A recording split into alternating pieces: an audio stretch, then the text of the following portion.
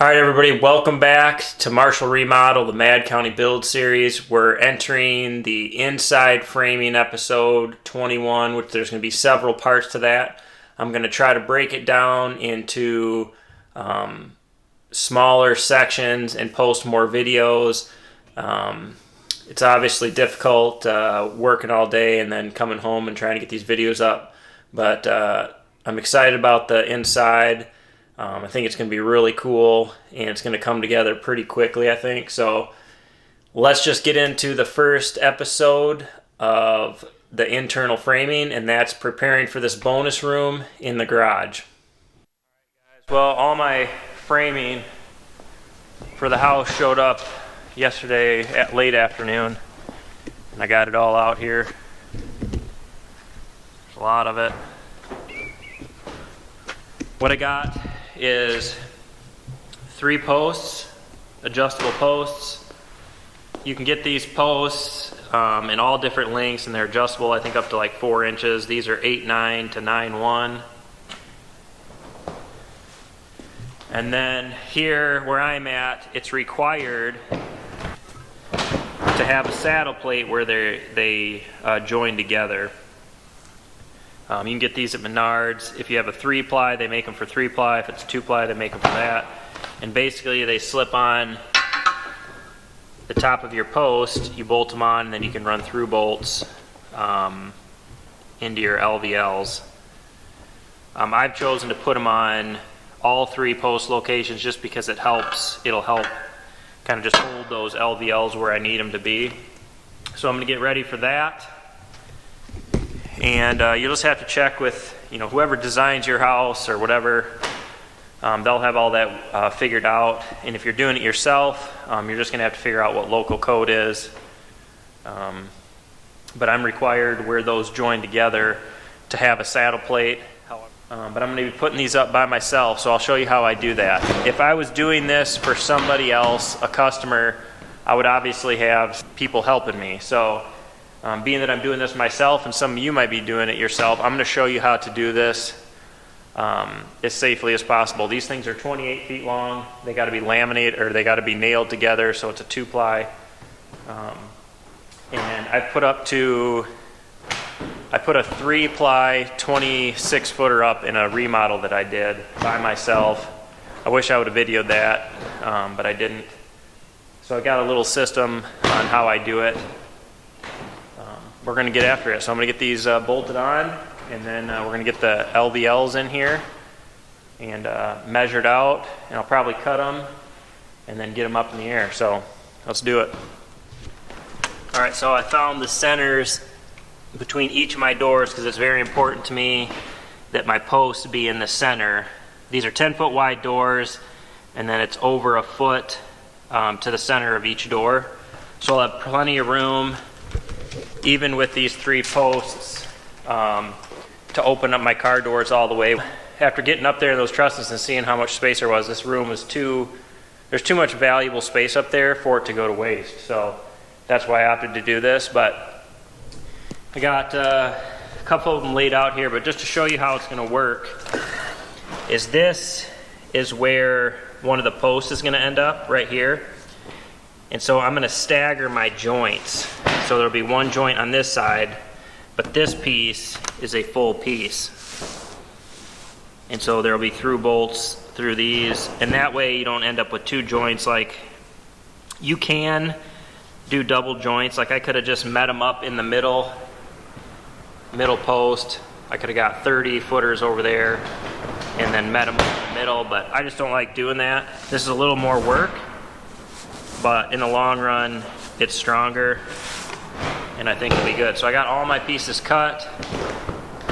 So now I just got to get them all in here and get them all up along here.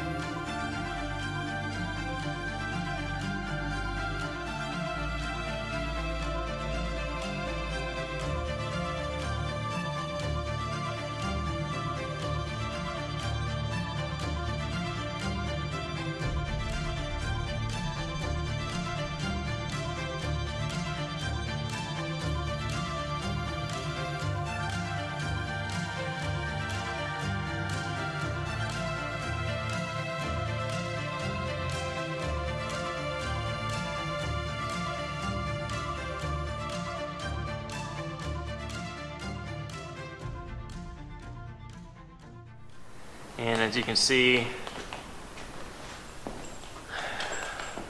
I put screwed some 2x4s in the bottom core of that joist, and I measured off there so I know I'd be 12 feet to the edge of this LVL. That's what I need to be. So I got it attached at 2 points here with straps for extra safety, and then I got it in this hanger down here, and I got a screw in it to hold it in place. Now this one just goes from the hanger to this post, and then there will be a full 28-foot one that overlaps. So we'll just have one joint right here and then a full LVL on the opposite side, and it'll be right above this hanger. I got it marked out on the floor where the bottom of the post goes. So now I'm gonna get this up there, get it glued and nailed up there, and then I'll get this post set, get it all fastened into that hanger solid, and then I'll just keep working my way that way. Obviously, it takes longer, I understand that. Obviously, this isn't the most safe way to do it, but I'm by myself, and I found this is a pretty efficient way for me to do it by myself. I use straps, and lots of straps, to make sure it's not gonna like fall and crush me. And that's how I do it, so I'm just gonna keep on going. All right, so we got the first long one up, and then we got the first partial one up. Me right here, it's all glued and nailed. I got my post where it needs to be on the floor. It's all leveled up. I'll shoot a couple screws in there just to hold it in place up there. And then the next one that goes up is gonna be on this side, and it's gonna span past that one to the next post. So you can see how they overlap. So you only have one joint on each post. And I just feel like it's stronger that way. And it's not bad. I'm gonna go ahead and get that one. I got it already cut. I'm gonna go ahead and get it hoisted up there, strapped up there. See if we can't get it fastened in place.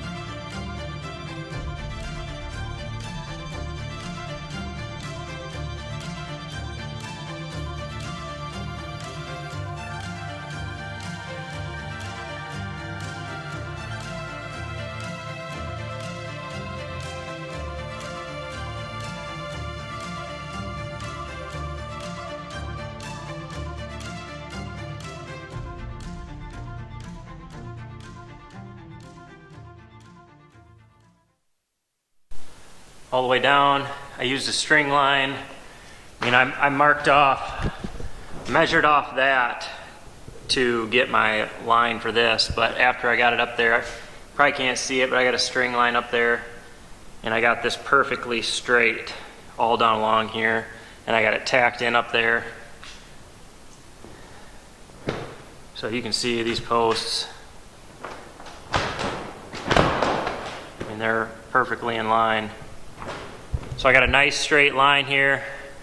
Tomorrow when I get out here, I'll put the bolts in there, tighten up those all the way, put the bolts in there, and then I'll get these leveled perfectly and bolted down.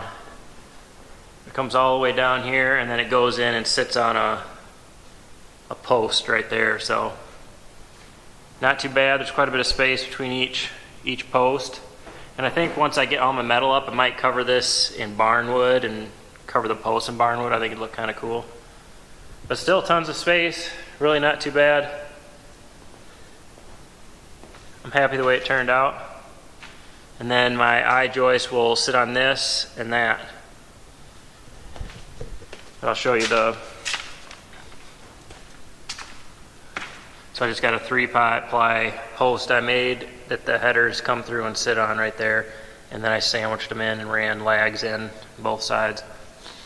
And then this post is screwed into each girt and attached. So, good morning, everybody. We are going to start cutting the eye joists to go across here in the garage for this room. Still waiting on spray foam, but that's besides the point. I can still keep working, so I'm going to start putting these up. I got 28 footers. I need to cut them in half. And the way I'm cutting them is I don't have a saw big enough, so I'm finding the middle. But you can see my line, and these are 2.5, so I can't get through with my skill saw with a nice clean cut. So I'm just using my little top handle saw, steel saw, and it works real nice. So you actually get a pretty good cut if you have a nice sharp blade and you take your time. So that's how I'm cutting all these. So I'll show you how to cut one, and then I'm going to get them cut and leaned up against here all the way, and then I'll get up there and start setting them.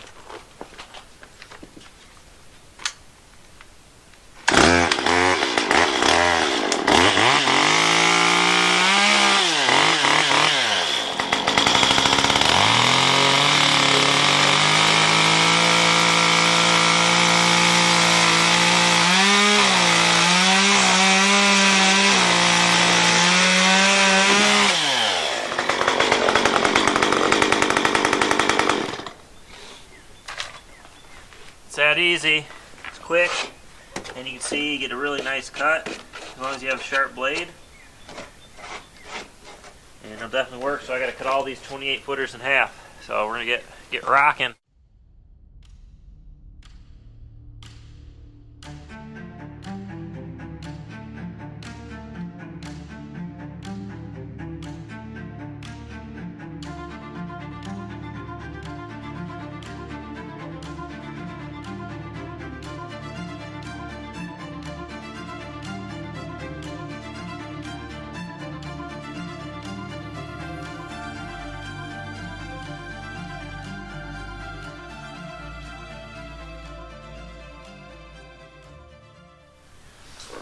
Got 1, 2, 3, 4, a little over 4.5 bays cut, and I'm gonna stop there. I'll cut the rest once I get all these up to make sure I get them all up today, which I think I probably should. But I'm gonna start down there, get one set up against the wall there, and then there'll be 16 on center all the way across.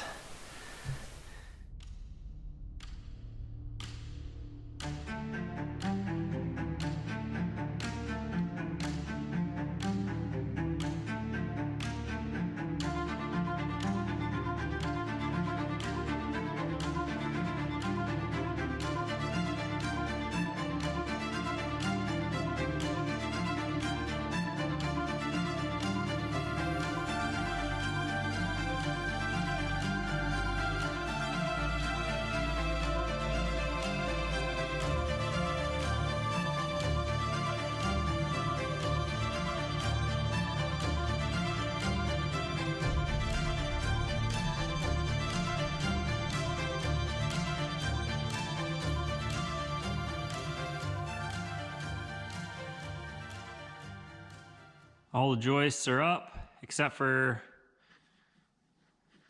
the last two down there. I just set them up there just so he can, spray foam guy can get up there without too much trouble.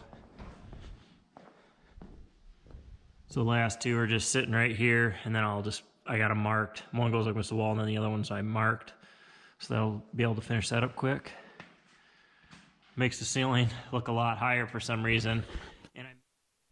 So one thing I wanted to address, another question I got was about the webs in these trusses.